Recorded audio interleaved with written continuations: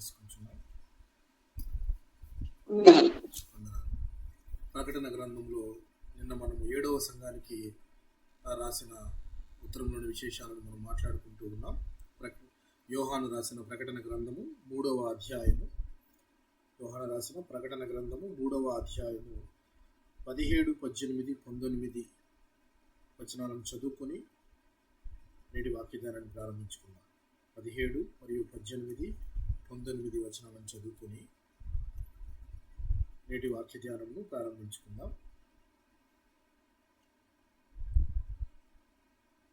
నీవు దౌర్భాగ్యుడువు, దిక్కుమాలిన వాడవును, దరిద్రుడువును, గుడ్డివాడువును, దిగంబరుడువై ఉన్నావని ఎరుగక నేను ధనవంతుడును, ధనవృద్ధి చేసి ఉన్నాను, నాకేమీ కొదవలేదని చెప్పుకొనుచున్నావు.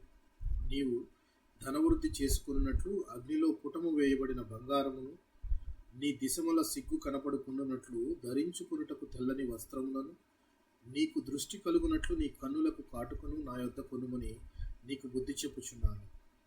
నేను ప్రేమించు వారినందరినీ గద్దించి శిక్షించుచున్నాను కనుక నీవు ఆసక్తి కలిగి మారు మనసు పొందుము. ఈ 2 వచనాలు కూడా చదువుకుందాం. 20, 21. ఇదిగో నేను తలుపు నొద్ద నిలుచుండి తట్టుచున్నాను. ఎవడైనా నా స్వరము విని తలుపు తీసిన ఎడల నేను అతని యొద్దకు వచ్చి అతనితో నేనును, నాతో కూడా అతడును భోజనము చేయుదుము. నేను జయించి నా తండ్రితో కూడా ఆయన సింహాసనం మందు కూర్చుండి ఉన్న ప్రకారము జయించు వారిని నాతో కూడా నా సింహాసనం మందు కూర్చుండనిచ్చెదను. సంగములతో ఆత్మ చెప్పుచున్న మాట చెవిగలవాడు వినుగాక. చిన్న ప్రార్థన చేసుకుని వాటి ధనాన్ని కంటిన్యూ చేసుకుందాం. కృప కలిగిన మా ప్రియ పరలోకపు తండ్రి, పరిశుద్ధుడా, పవిత్రమైన పాదాలు వందనాలు, వేలాది స్తుతులు, స్తోత్రములు తండ్రి. గడిచిన దినములన్నీ మీ కృపలో భద్రపరిచి మరి యొక్క నూతన దినాన్ని మాకు అనుగ్రహించారు. అందుని బట్టి మీకు వేలాది స్తోత్రము చెల్లించుకొనిచున్నాను తండ్రి. కూడి వచ్చిన ప్రతి ఒక్క విశ్వాసిని, వారి కుటుంబాలను మీ కృప కలిగిన హస్తాలకు అప్పచెప్పుకొనిచున్నాము తండ్రి. వారికి కావలసిన రావాల్సిన ఆశీర్వాదాలను మెండుగా దయచేయండి. వారి అవసరతలను అక్కరలను నాయన మీ పరలోకపు సమృద్ధిలోంచి తీర్చమని ప్రార్థించి వేడుకొనిచున్నాం. అలాగే నాయన పెద్దలు నాయన లూదీమును బట్టి మీకు వందనాలు చెల్లించుకొనిచున్నాం.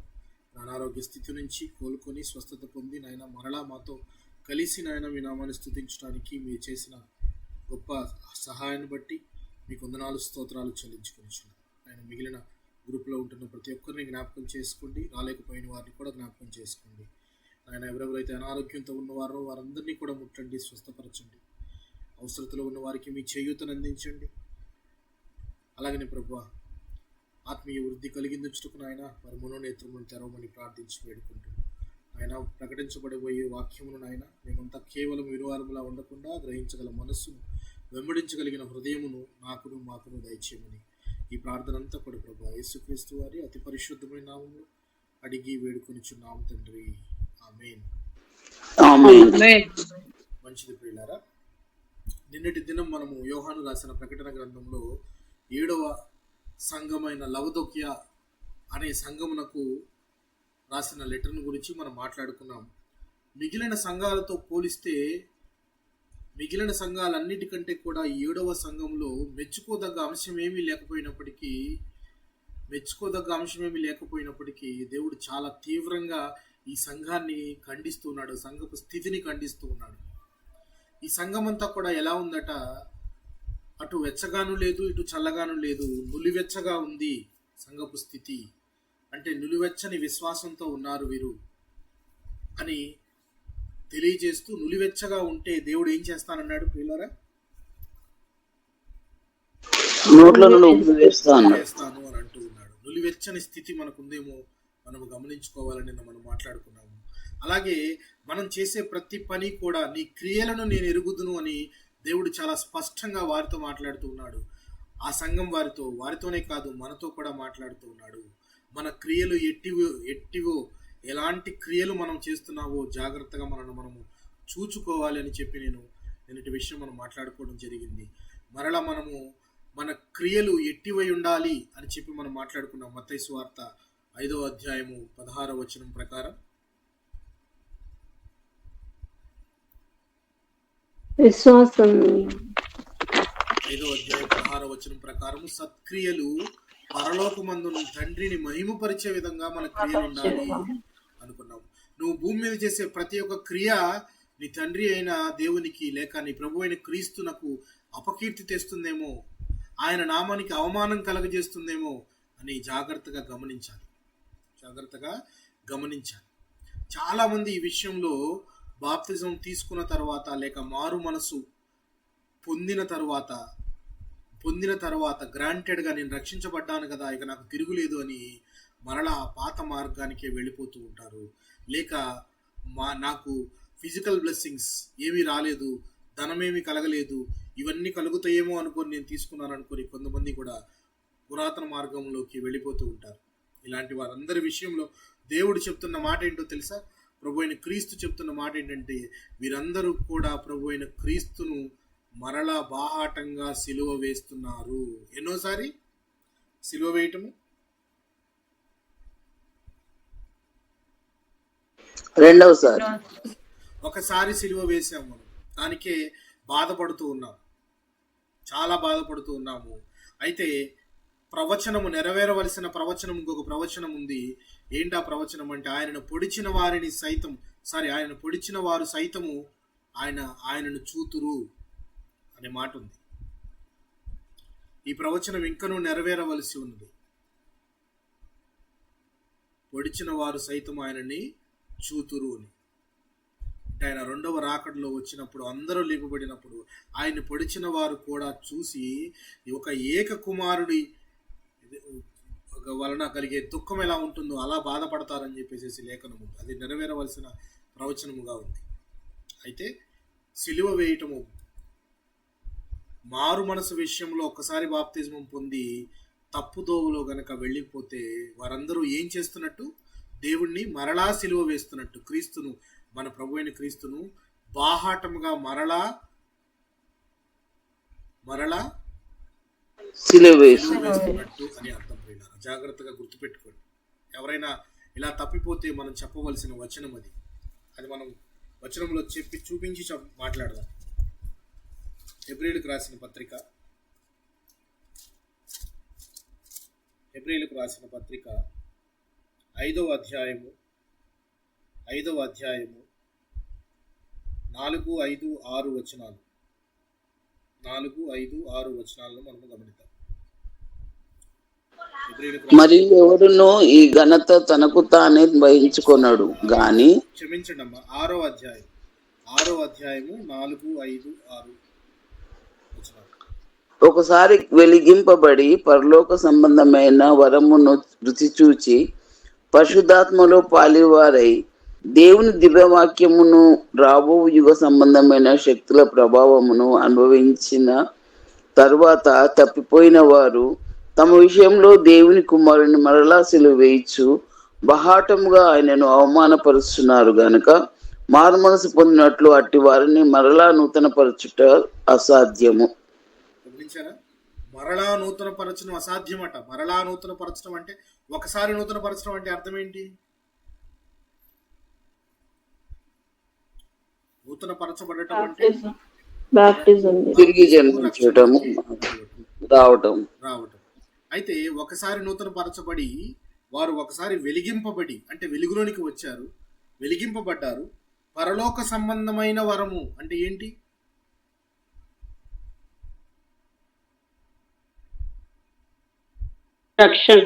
పరలోక సంబంధమైన వరం అంటే నిత్య జీవం అనే వరాన్ని పొందుకున్నారు, రక్షణ ద్వారా పొందుకున్నారు. మరలా పరిశుద్ధాత్మలో పాలివారు కూడా అయ్యారు.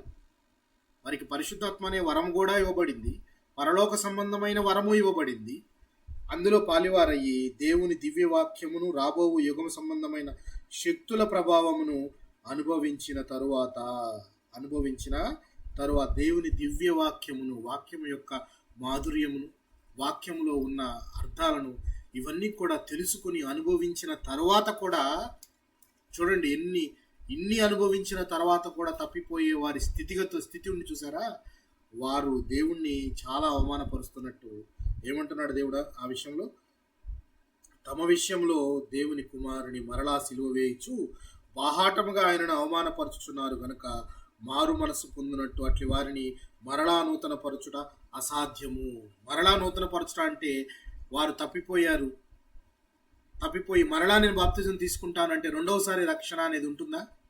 రెండవసారి రక్షణ లేదు. లేదు, లేదు. ఎందుకంటే ఇక డెసిషనే, జడ్జిమెంటే, అప్పటి వరకు వెయిట్ చేయాల్సిందే. సో మరలా నేను నూతనపరచబడాలి, మరలా నేను ఫ్రెష్గా మరలా నేను రక్షణలోకి రావాలి అని అనుకున్నా కూడా అది అసాధ్యం. మరలా నూతనపరచడం అసాధ్యం. ఒకసారి నువ్వు వెలిగించబడిన తరువాత నీ క్రియలు పరలోకమందున్న తండ్రిని లేక నీ కొరకు ప్రాణం పెట్టిన ప్రభువును అవమానపరిచేవి కాకుండా ఆయనను మహిమపరిచేవిగా ఉండాలి. ఈ సంఘం యొక్క క్రియలు అలా లేవు అని చెప్పి దేవుడు చాలా తీవ్రంగా ఖండిస్తున్నాడు. క్రియలు అలా లేవు అంటే ఎలా ఉన్నాయి అంటే, వారు నిలువెచ్చని విశ్వాసం కలిగి ఉండి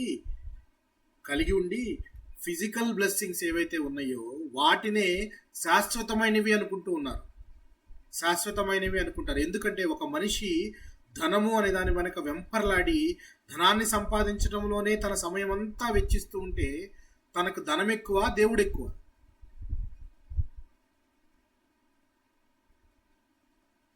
ఎవరు ఎక్కువ అండి? ధనం ఎక్కువ, దేవుడు ఎక్కువ?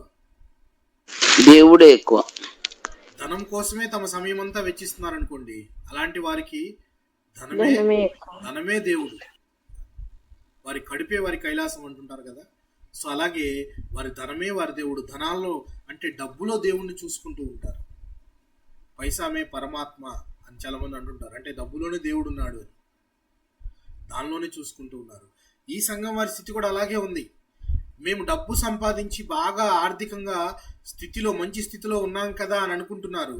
అంటే వీఆర్ రిచ్, మేము చాలా ధనవంతులు అనుకుంటున్నారు. కానీ ధనవంతులుగా ఉండటము అనేది దేవుని దృష్టిలో ఏంటో తెలుసా? దేవుని దృష్టిలో ధనవంతులు అనంటే ఆత్మీయంగా ధనవంతులైన వారు. ఎవరైతే రక్షణ పొందారో వారంతా ధనవంతులు. ఎవరైతే నిత్య జీవమునకు అనే వరాన్ని పొందారో వారు ధనవంతులు. పరిశుద్ధాత్మ అనే వరాన్ని పొందారో వారు ధనవంతులు. అంతేకాని అశాశ్వతమైన ధనము కూర్చుకున్న ప్రతివాడు ధనవంతుడు కాదు, కాగా దరిద్రుడు అని. మరియు నేను బాగా డబ్బు సంపాదించుకున్నాను, నాకు కావాల్సిన దుస్తులు కొనుక్కుంటాను అని అనుకుంటున్నావేమో. నీవు కొనుక్కున్న వస్త్రాలు ఏవైతే ఉన్నాయో అవి నీ సిగ్గును దాచలేవు అని అంటున్నాడు దేవుడు. ఎంత గొప్పగా ఆయన ఒక మాటను వర్ణిస్తున్నాడు ఇక్కడ చూద్దాం, చూడండి. నీవు దౌర్భాగ్యుడవు, దిక్కుమాలిన వాడవు, దరిద్రుడవు, గుడ్డివాడవు. చూడండి, 3 చెప్తున్నాడు. దౌర్భాగ్యుడవు, దిక్కుమాలిన వాడవు, దరిద్రుడవు, గుడ్డివాడవు కూడా. గుడ్డివాడవు, దిగంబరుడవు నై ఉన్నానని ఎరుగక నేను ధనవంతుడును, ధనవృద్ధి చేసి ఉన్నాను, నాకేమీ పదవలేదని చెప్పుకొనిచున్నాను. ధనం ఉంది కాబట్టి నేను గొప్పవాడిని అనుకుంటున్నావేమో, కానీ నీవు దిగంబరుడుగానే ఉన్నావు. ఏ వస్త్రం ధరిస్తే మన దిగంబరత్వం పోతుంది చెప్పండి? రక్షణ వస్త్రం అనేది కావాలి. ఆ రోజున ఆదాము అవ్వలు ఏమడ్డం పెట్టుకున్నారు? ఆకులు అడ్డం పెట్టుకున్నారు. అది వారి ప్రయత్నం వల్ల చేసింది. ఎప్పుడు వారి యొక్క సిగ్గును, అవమానాన్ని తీసివేయలేదు. అంటే మానవునితో అది జరిగే పని కాదు. దేవుడు కలుగజేసుకొని వారికి చొక్కాయలను కుట్టిస్తే తప్పితే వారు తమ దిశములను కప్పుకోలేకపోయారు. అంటే అవమానాన్ని కప్పుకోలేకపోయారు. సిగ్గుతో వారు ఉన్నారు. అడ్డు పెట్టుకున్నా కానీ అది పాక్షికమే, శాశ్వతం కాదు. వారు పూర్తిగా రక్షణలోకి నడవాలంటే దేవుడిచ్చే రక్షణను అనుభవించాలి. అయితే ఇక్కడ వీరంతా కూడా ఎలా ఉన్నారంటే, మేము ధనం సంపాదించుకున్నాం కదా, డబ్బులు మాకు బాగా ఉన్నాయి కదా, మాకేంటి భయము అన్నట్లుగా ఉన్నారు వీళ్ళంతా. మాకేంటి భయము అని. అందుకే దేవుడు అంటున్నాడు, నువ్వు దిక్కుమాలిన వాడివి, దరిద్రుడవు, డబ్బులోనే అనుకుంటున్నావేమో, కానీ నీ దిశముల నీవు నగ్నంగా ఉన్నావు అన్న సంగతి నీకు తెలియదు అని అంటున్నాడు. అంటూ దేవుడు చెప్తున్న గొప్ప మాట ఏంటి అనంటే చూద్దాం, చూడండి. నీవు ధనవృద్ధి చేసుకున్నట్లు అగ్నిలో పుటము వేయబడిన బంగారమును, నీ దిశముల సిగ్గు కనపడుకున్నట్లు ధరించుకున్నట్టుకు తెల్లని వస్త్రమును, నీకు దృష్టి కలుగునట్లు నీ కన్నులకు కాటుకును నా యొద్ద కొనమని నీకు బుద్ధి చెప్పుచున్నాను. నిజంగా నువ్వు ధనవంతుడు అవ్వాలనుకుంటున్నావు, నిజంగా ధనవంతుడు అవ్వాలి అనుకుంటే దేవుడు చెప్తున్న మాట, నా దగ్గర బంగారం కొను, పుటము వేయబడిన బంగారం. పుటము వేయబడిన బంగారం ఎలా ఉంటుంది? స్వచ్ఛంగా ఉంటుంది. స్వచ్ఛంగా సువర్ణము అగ్నిలో కాల్చబడినప్పుడు అది పరిశుభ్రంగా తయారవుతుంది. దానిలో ఉన్న మస్తంతా పోతుంది. పరిశుభ్రమైన బంగారం. నువ్వు కొంటున్నావు ఇక్కడ బంగారం, అదంతా నకిలీది. నీకు నిజమైన బంగారం కొనాలనుకుంటున్నావు, తద్వారా ధనవంతుడు అవ్వాలనుకుంటున్నావు, అప్పుడు నా దగ్గర కొనుక్కో. నీ దగ్గర డబ్బులున్నాయి, వస్త్రాలు కొనుక్కుంటున్నావు కదా. వస్త్రాలు ఎందుకు? మన శరీరాన్ని దాచుకోవడానికి. ఆ వస్త్రం నా దగ్గర కొనుక్కో. నువ్వు గుడ్డివాడిగా ఉన్నావు కదా, నీ కనులు తెరవబడాలి, నీ మనోనేత్రములు తెరవబడాలంటే నా దగ్గర కాటుకు కొనుక్కో. అప్పుడు నీవు ధనవంతుడవై నీ శరీరాన్ని దాచుకోగలిగిన వస్త్రమును తొడుగుకొని నీ కన్నులు తెరవబడి నీవు చూడగలుగుతావు అని చెప్పి దేవుడు ఎంత గొప్ప ఉపమాన రీతిగా చెప్తూ ఉన్నాడంటే, దేవుడి దగ్గర కొనడము అనేది ఏమైనా ఉంటుందంటారా? యాక్చువల్గా ఆలోచిస్తే దేవుడు అమ్ముతాడా ఏమన్నా? లేదు, దేవుడు అమ్మడు. కానీ ఎంత గొప్ప మాట చెప్తున్నాడు చూడండి. అంటే అర్థము, దేవుని వద్ద మనకు కావాల్సింది ఏదైతే ఉందో అది దేవుని దగ్గర ఉంది, కానీ ఈ లోకంలో లేదు అని చెప్పకనే చెప్తున్నాడు దేవుడు. నువ్వు ఏది కావాలన్నా దేవుని దగ్గర ఉంది. శాశ్వతమైనవన్నీ కూడా ఆయన దగ్గర ఉన్నాయి, అశాశ్వతమైనవన్నీ కూడా మన చుట్టూ ఉన్నాయి. శాశ్వతమైన వాటి కోసం నువ్వు వెళ్ళాలి అంటే ఆయన దగ్గరికి వెళ్ళాలి. ఆయన దగ్గర బంగారం స్వచ్ఛమైనది. ఆయన దగ్గర కొనే వస్త్రమే మన యొక్క శరీరాన్ని కప్పుతుంది, రక్షణనిస్తుంది. అలాగే కాటుక, ఆయన ఇచ్చే కాటుక పెట్టుకుంటేనే కన్నులు తేటగా కనపడతాయి. మనము గుడ్డివారముగా కాకుండా మరి ఒకరికి దారి చూపించే వారముగా ఉంటాం. ఎంత గొప్ప దేవుని మాటలు చూసారా. నా దగ్గరకు వచ్చి బంగారాన్ని కొనుక్కోనంటే, నిజంగా నువ్వు ధనవంతుడు అవ్వాలి అనుకుంటే పరలోకమందు ధనాన్ని కదా కూర్చుకోవాల్సింది అని చెప్తున్నాడు. యెషయా గ్రంథంలో యెషయా గారు కూడా దీని గురించి రాసినట్టు మనము ఒకసారి జ్ఞాపకం చేసుకుందాం. యెషయా గారిని కూడా యెషయా గ్రంథము 55వ అధ్యాయం, యెషయా గ్రంథము 55వ అధ్యాయం 1-2 వచనాలను చూద్దాం.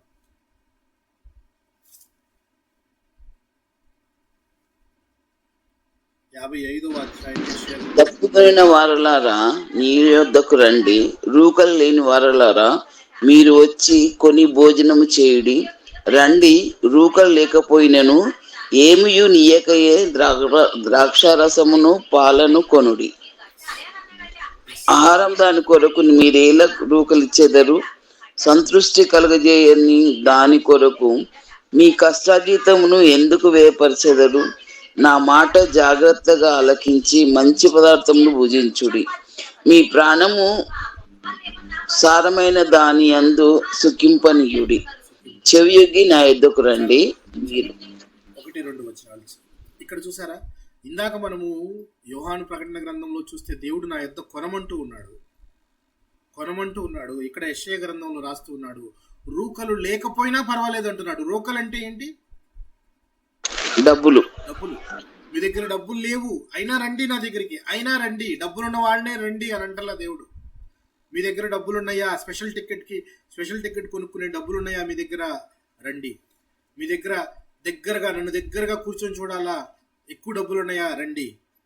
లేదు, మీరు ఏసీ సర్వీస్ కావాలా? మీకు డబ్బులు ఉన్నాయా? రండి అని అంటలేదు దేవుడు.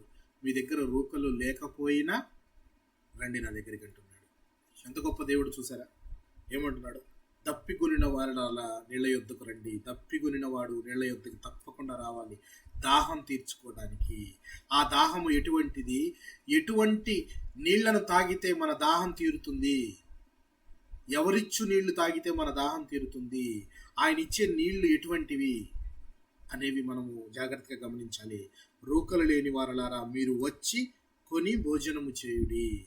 మీరు డబ్బులు లేకపోయినా వచ్చి కొనుక్కోవచ్చు. అక్కడ అమ్మబడానికి ఉన్నట్టుంటే డబ్బులు లేకపోయినా వచ్చి కొనుక్కోవచ్చు. రండి, రూకలు లేకపోయినను ఏమీయూ నెయ్యకయే ద్రాక్షరసమును పాలను కొనుడి. ద్రాక్షరసము పాలు కొనుక్కోండి. మీరేం చేస్తున్నారు తప్పిదము అని దేవుడు చెప్తున్నాడు చాలా క్లియర్గా. మీరు ఆహారము కాని దాని కొరకు మీ కష్టార్జితమును ఎందుకు వ్యయపరుస్తున్నారు? కష్టపడి సంపాదిస్తున్నారు, 24 గంటలు విపరీతంగా కష్టపడుతున్నారు. శాశ్వతము కాని వాటి మీద డబ్బులు తీసుకెళ్లి పెడుతూ ఉన్నారు, ఇన్వెస్ట్మెంట్ పెడుతున్నారు. ఇదే నాకు స్వర్గము, ఇదే లోకము, ఇదే ఇల్లు అని అనుకుంటూ ఉన్నారు. దేవుడు అంటున్న మాట ఈ రోజున జాగ్రత్తగా గమనించండి. ఆహారము కాని దాని కొరకు మీరేలా రోకలిచ్చెదరు. అసలు ఆహారము కాని దాని కొరకు ఎందుకు రోకలిస్తున్నారు? మనం కొనుక్కున్న ఆహారం చెడిపోయిందంటే ఎంత బాధపడతాం మనం. అలాంటిది తినడానికి పనికిరాని దాన్ని మనం డబ్బులు ఇచ్చి కొనుక్కుంటున్నామంటే అది ఎటువంటిదో ఆలోచించండి. దేవుడు అందుకే జాగ్రత్తగా ఆలకించండి అంటున్నాడు.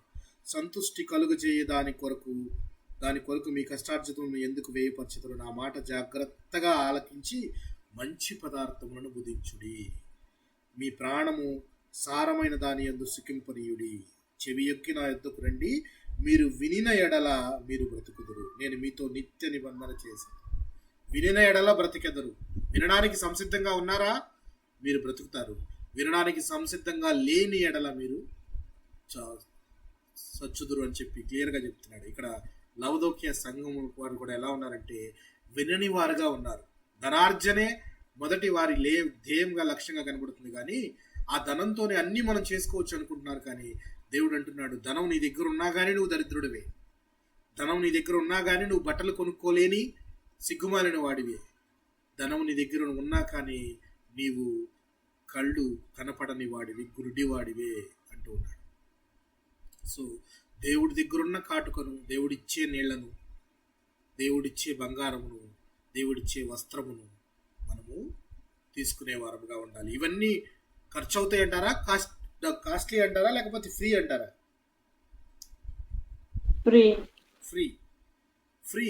ఫ్రీగా ఇస్తున్నాడు. ప్రభు అయిన క్రీస్తు తన యొక్క పరిచర్యలో అనేక ప్రాంతాలకు వెళ్ళి ఆయన చెప్పాలని ప్రయత్నం చేసింది ఏంటయ్యా అంటే, నీతి అనేది ఫ్రీగా ఆపాదించబడుతుంది మీకు. మిమ్మల్ని నీతిమంతులుగా తీర్చిదిద్దడానికి నేను వచ్చానని చెప్పడానికి ఆయన ప్రయత్నం చేశాడు. అందరూ విన్నారా? కొంతమందే విన్నారా?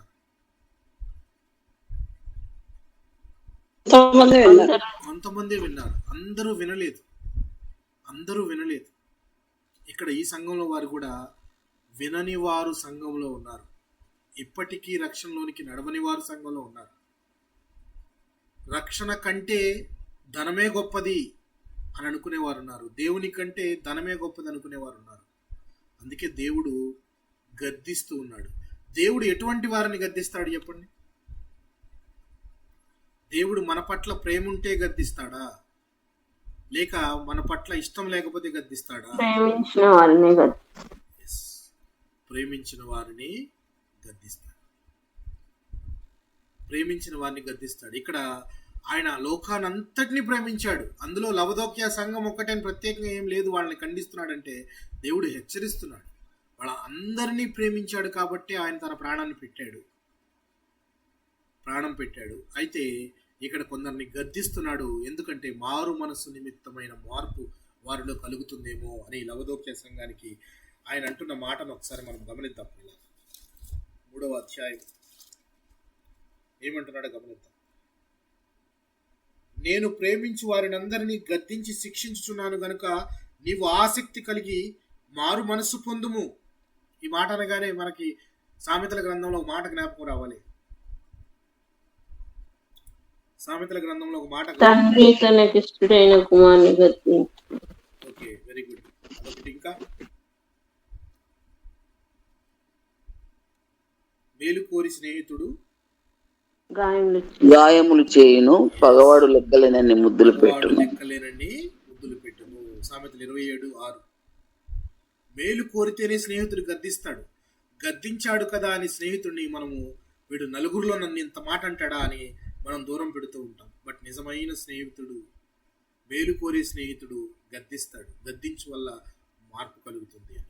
పగవాడు నలుగురిలో నిన్ను మెచ్చుకొని బాగా పైకెత్తుతూ నిన్ను మోసపరిచే విధంగా ఉంటాడు. దేవుడు గద్దిస్తున్నాడు అనంటే ప్రేమించాడు కాబట్టి. ప్రేమించిన వాడు నిజమైన స్నేహితుడు విడువక ప్రేమిస్తాడు. విడువడు ఎట్టి పరిస్థితుల్లో నువ్వు మరీ నికృష్టమైన దరిద్రమైన పరిస్థితుల్లో ఉన్నా కూడా నిన్ను విడవకుండా వారిని, ఆ సంఘం వారిని అంటున్నాడు, ఇప్పటికైనా గద్దిస్తున్నాడు, మారు మనసు పొందండి మారు మనసు అని చెప్తూ దేవుడు అంటున్న మరి యొక్క గొప్ప మాట ఏంటో తెలుసా ప్రియులారా? ఇదిగో నేను తలుపు నొద్ద నిలుచుండి తట్టుచున్నాను. ఎవడైనను నా స్వరము విని తలుపు తీసిన ఎడల నేను అతని యొద్దకు వచ్చి అతనితో నేనును నాతో కూడా అతడును భోజనము చేయును. ఎవడైనను ఇక్కడ ఇదిగో నేను తలుపు నద్ద నిలుచుండి తట్టుచున్నాను అంటే అర్థం ఏంటి ప్రియులారా? తలుపు నద్ద నుండి తట్టుచున్నానంటే దేనికోసం తడుతున్నాడు ప్రభు?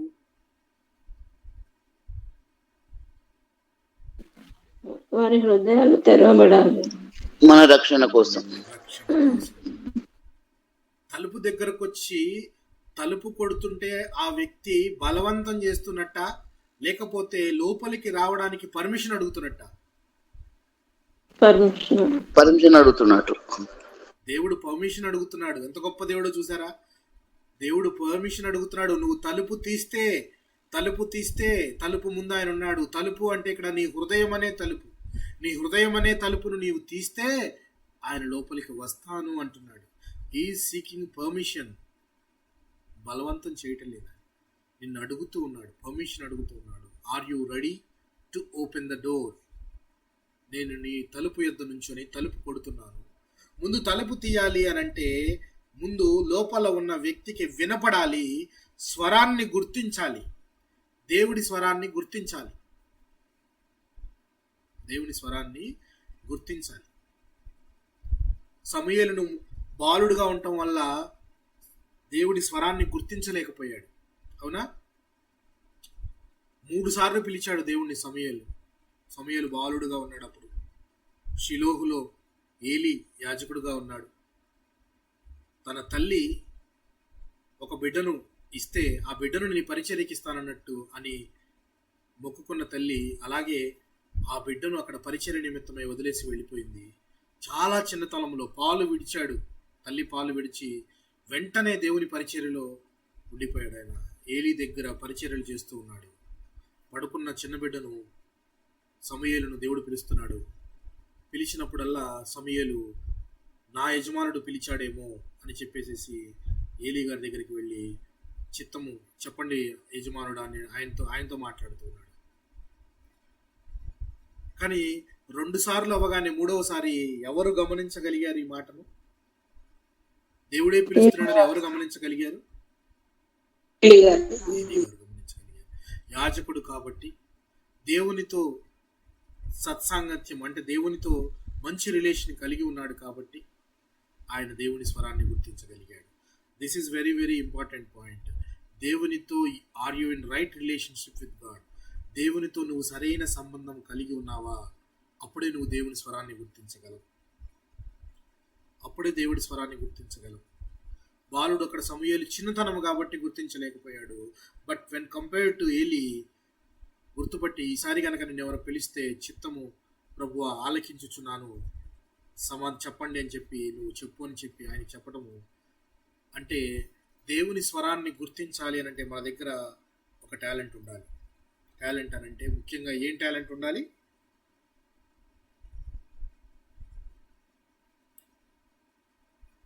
దేవుని స్వరాన్ని గుర్తించాలంటే ఏం టాలెంట్ ఉండాలి ప్రియులారా? ఎస్, దేవునితో మంచి సంబంధం కలిగి ఉండాలి. అనుదినము దేవుని ప్రార్థన, అనుదినము దేవునితో మాట్లాడుట. ప్రార్థన అంటే దేవునితో మాట్లాడుటే కదా. మాట్లాడుతున్నావా? అనేక మార్లు, ఎన్ని మార్లు మాట్లాడుతున్నా ఆయన కాదనడు ఆయన. ఎన్ని మార్లు మాట్లాడినా, ఎన్ని మార్లు ప్రార్థన చేసినా వద్దు అనడు ఆయన. మాట్లాడుతున్నావా? మంచి సంబంధం కలిగి ఉన్నావా? అప్పుడు ఆయన మాటలు నీకు సూటిగా చెవులకు వినపడతాయి. అయితే ఇక్కడ తలుపు వద్ద నుంచొని ఉన్నాను అని చెప్పడానికి దేవుడు పర్మిషన్ అడుగుతున్నాడు. ఎందుకు నుంచొని ఉన్నాడు అని అంటే రక్షణార్థము, రక్షణ నిమిత్తము. ఆయన లోపలికి వస్తే ఏం జరుగుతుంది అంటే మన హృదయాంతరంగాల్లో గనక క్రీస్తు వస్తే ఏం జరుగుతుంది అంటే మనకు మారు మనసు కలుగుతుంది, రక్షణ కలుగుతూ ఉంది. నీ రక్షణ నిమిత్తము తలుపు వద్ద నుంచొని ఉన్నాడు దేవుడు. తలుపు కొడుతూ ఉన్నాడు. తలుపు కొడుతూ ఉన్నాడు అంటే అర్థము, జనరల్గా ఎవరైనా తలుపు కొడితే మనం వెంటనే వెళ్ళి తీస్తామా? పర్వాలేదులే ఒక అరగంట ఆగి తీయచ్చులే అని అరగంట ఆగి, గంట ఆగు, లేదా 2 రోజులు ఆగో తీస్తామా? వెంటనే వెళ్తాం. ఎందుకు వెంటనే వెళ్తాము అని అంటే ఆ మనిషి అక్కడ వెయిట్ చేస్తున్నాడు. ఎవరో వ్యక్తి వచ్చారు లోపలికి, ఎవరో వ్యక్తికి లోపలికి రావాలని అనుకుంటూ ఉన్నారు.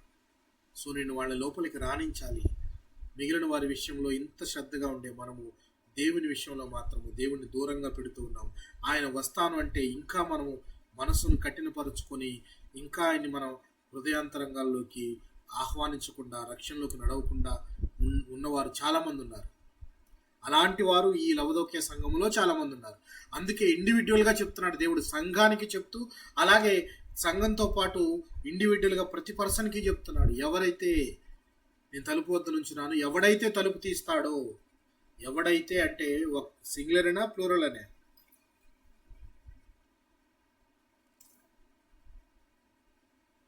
ప్లూరల్.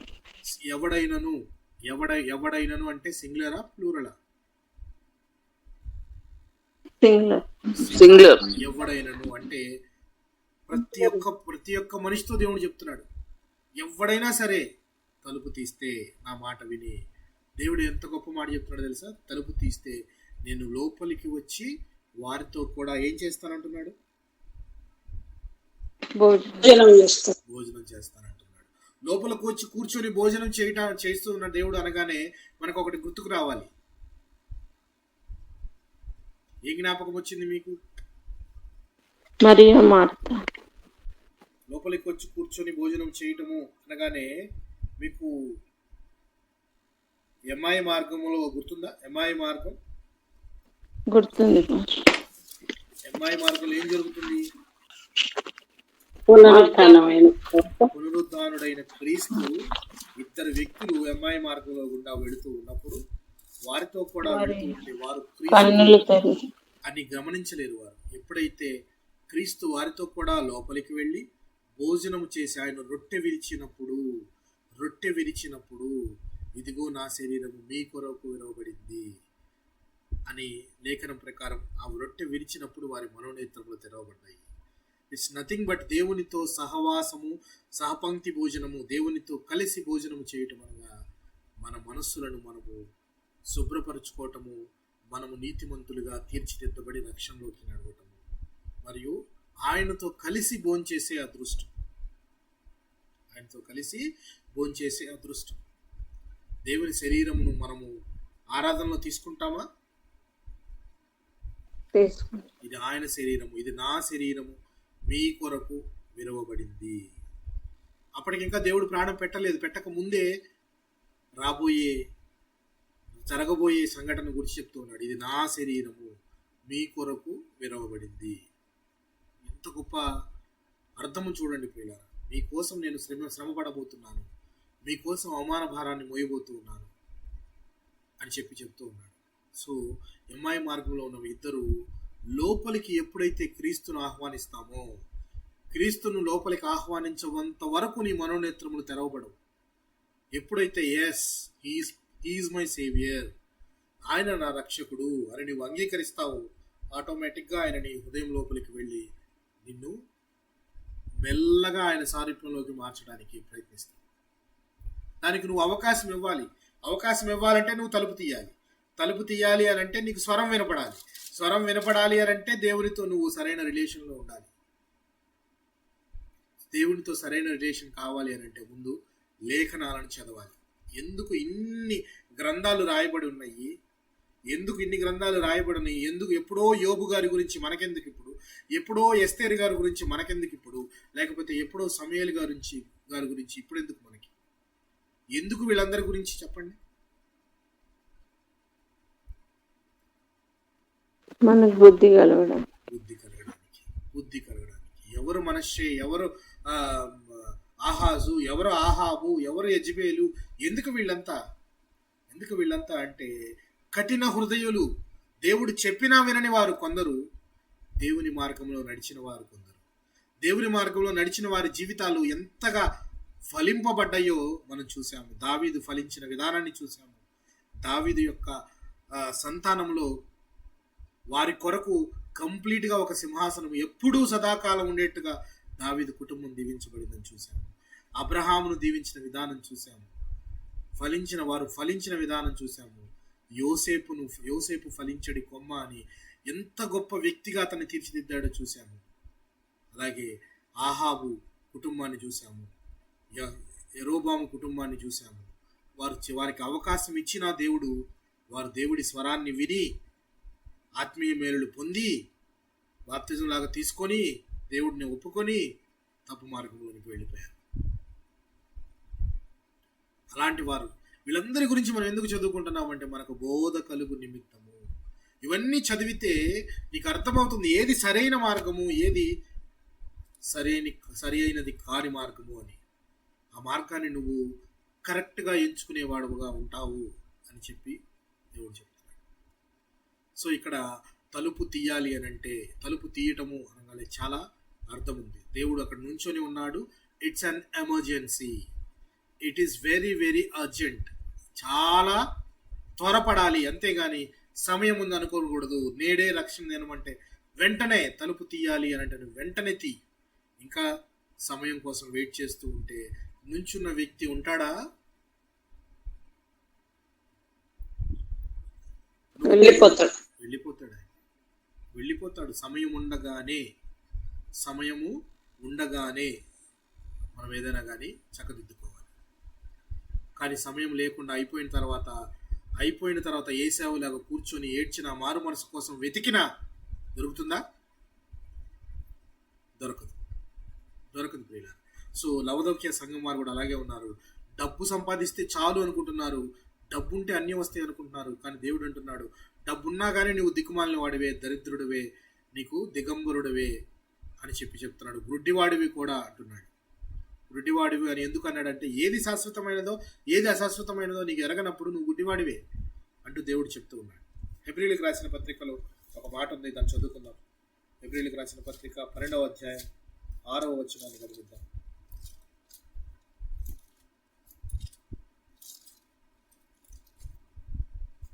హెబ్రీయులకు రాసిన పత్రిక 12వ అధ్యాయం 6వ వచనం.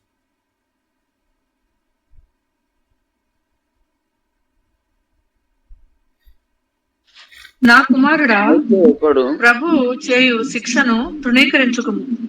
ఆయన నిన్ను గద్దించినప్పుడు విసుగకుము. ప్రభు తాను ప్రేమించు వానిని శిక్షించి తాను స్వీకరించు ప్రతి కుమారుని దండించును అని కుమారులతో సంభాషించినట్లు మీతో సంభాషించు ఆయన హెచ్చరికను మరచితిరి. నా కుమారుడా, ప్రభువు చేయు శిక్షను తృణీకరింపకము. దేవుడు ఏదన్నా శిక్ష వేశాడు అని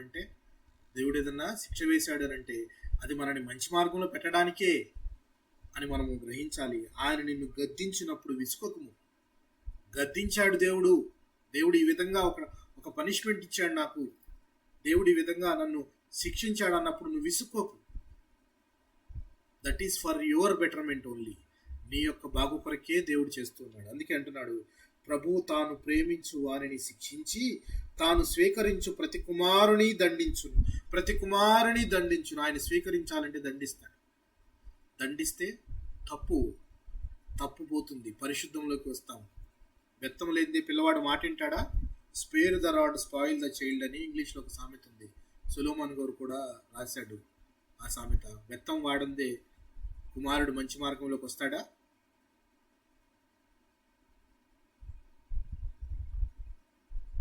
రాడు.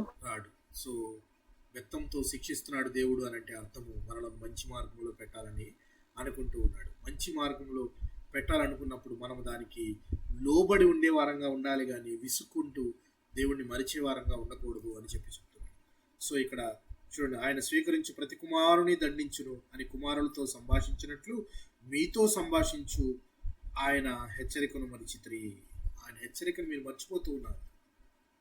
చిన్న బాధ కలిగినా కానీ విసుక్కుంటున్నారు, లేనిపోని మాటలు అంటూ ఉన్నారు, నాకు దీనివల్ల ఇది కలుగుతుందని అంటూ ఉన్నారు అని చెప్తూ ఉన్నాడు. అయితే దేవుడు అంటున్న మాట, తను ప్రేమించాడు కాబట్టి గద్దిస్తాడు అని చెప్తూ ఉన్నాడు. ఆయన తలుపు ఎదుట నుంచొని ఉన్నాడు, తలుపు తడుతూ ఉంటే వినగలిగిన వారు సంగములతో ఆత్మ చెప్పుచున్న మాట చెవిగలవాడు వినుగాక. నువ్వు వినాలి. అయితే హెబ్రీ పత్రికలో 3వ అధ్యాయంలో కూడా ఒక మాటను చదువుకొని మనం ముందుకు వెళదాం. హెబ్రీ పత్రిక 3వ అధ్యాయము 7-8 వచనాలను చూద్దాం.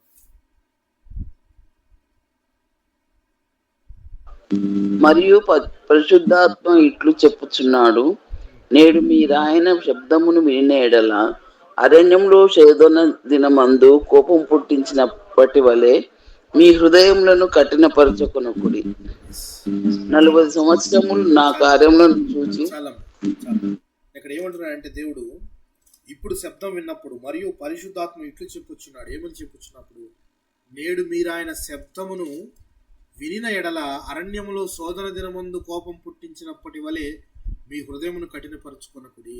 అంటే ఒకప్పుడు ఎలాగ మీ పితరులు దేవుని స్వరము విన్నారు, ఆయన రాత్రి అగ్నిస్తంభంగాను పగలు రాత్రి మేఘస్తంభంగాను పగలు అగ్నిస్తంభంగాను ఆయన ఉండి వాళ్ళందరినీ నడిపించాడు, వాళ్ళకి కావాల్సిన అవసరతలన్నీ కూడా తీర్చాడు. మరి దేనికి లోటు లేకుండా చేసినా కానీ ఆ అరణ్యంలో వారి మనసును వారు కఠినపరుచుకున్నారు. ఎందుకు అరణ్యంలో చాలా మంది రాలిపోయారు? అరణ్యంలో ఎందుకు చాలా మంది రాలిపోయారు? ఆయనను శోధించారు. మాట వినకపోవడం, హృదయాన్ని కఠినపరచుకోవడం వల్ల వారందరూ కూడా రాలిపోయారు. అయితే ఇప్పుడు పరిశుద్ధాత్మ చెప్తున్న మాట ఏంటయ్యా అంటే, మీరు గనక దేవుని స్వరాన్ని వింటే, దేవుని స్వరం మీకు అర్థమైతే, వాక్యం గనక అర్థమైతే మీరు మాత్రం హృదయాన్ని కఠినపరచుకోవద్దు. మీ ఒకప్పటి మీ పితరుల వలె వారు అలా కఠినపరుచుకొని అరణ్యంలో నశించిపోయారు, దేవుని యొక్క విశ్రాంతిలో ప్రవేశించలేకపోయారు. నీవు ఇప్పుడు శబ్దం విన్నావు కదా, శబ్దం విన్నవాడివి తలుపు తీయి, తలుపు తీస్తే రక్షణలోకి వెళ్ళు, రక్షణలోకి వెళితే నీవు ఆటోమేటిక్గా దేవుని విశ్రాంతిలో ప్రవేశించడానికి అర్హత పొందుతావు అని చెప్తున్నాడు. ఎంత చక్కని మాట పౌలు గారు చెప్తున్నారు చూడండి. హెబ్రీయులకు రాస్తూ ఎంత చక్కని మాట రాస్తున్నాడు అది చూడండి. పరిశుద్ధాత్మ ఇప్పుడు గనక మీరు వినపడితే ఒకప్పటిలాగా హృదయాన్ని మాత్రం కఠినపరచుకోవద్దు. ఇప్పుడైనా మనసు మారి నూతన పడండి. ఒకప్పుడు మీ పితరులు చేసిన తప్పిదాన్ని మరలా మీరు చేయొద్దు అని చెప్పి ఎంత చక్కగా ఆయన చెప్తూ ఉన్నాడు చూడండి. ఒకప్పుడు శోధన దినమందు కోపం పుట్టించినప్పటి వలె మీ హృదయములను కఠినపరచుకొనకుడి. ఇప్పుడు గనక దేవుడి స్వరం మీకు వినపడితే కఠినపరచు కొనవద్దు అని చెప్తున్నాడు. అలా కఠినపరుచుకుంటే దేవుడి స్వరాన్ని గనక గుర్తించినా తమ హృదయాన్ని కఠినపరుచుకొని గనక ఉంటే ఏం జరుగుతుంది?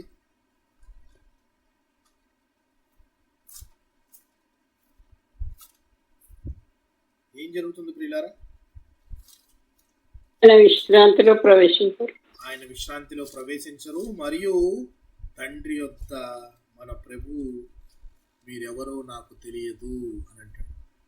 నేను వచ్చి తలుపు కొట్టాను, తలుపు మీరు తీయలేదు కాబట్టి నేను లోపలికి రాలేదు, మీతో నేను ఆహారం భుజించలేదు, అందుకని నేను మిమ్మల్ని ఎరుగను అంటాడు. దేవుడు మిమ్మల్ని ఎరుగను అంటే ఎంత గొప్ప భయంకరమైన మాట అది. తండ్రి యొద్ద నేను మిమ్మల్ని ఎరుగను. ఎందుకంటే ఆయన వచ్చినప్పుడు మనం తలుపు తీయలేదు కదా, అప్పుడు పరిచయం కాలేదు దేవునితో మనకి. క్రీస్తు తలుపు దగ్గర ఉన్నాడు, కొట్టాడు అయినా వినలేదు, హృదయం కఠినంగానే ఉంది, అలాగే ఉన్నారు, నేను మారను అని అన్నారు. ఆయన వెళ్ళిపోయాడు.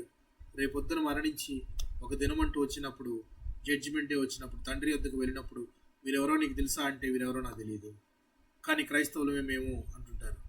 అన్నా కూడా దేవుడు అంటాడు నేను ఎరగను, ఐ డోంట్ నో. సింపుల్గా చెప్పేస్తాడు, నేను ఎరుగను. అలాగా అందుకనే హృదయాన్ని కఠినపరుచుకోకుండా మత్తయి సువార్త 7వ అధ్యాయంలో 21-23 వచనాలు కనుక మనం ఒకసారి గమనిస్తే,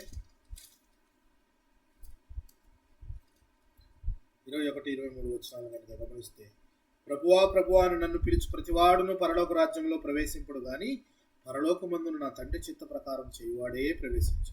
తండ్రి చిత్తం ఏంటి ప్రియులారా?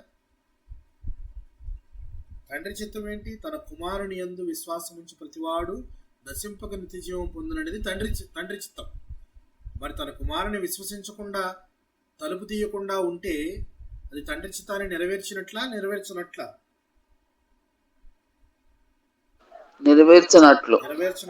సో నా తండ్రి చిత్త ప్రకారం చేయువాడు ప్రవేశించును.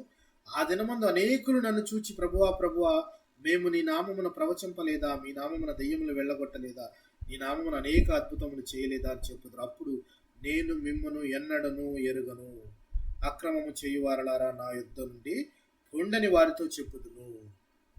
If you don't open the door then the door will not be opened by the God when you go to the judgment seat, or when you stand in front of the judgment seat, then the God will not open the door.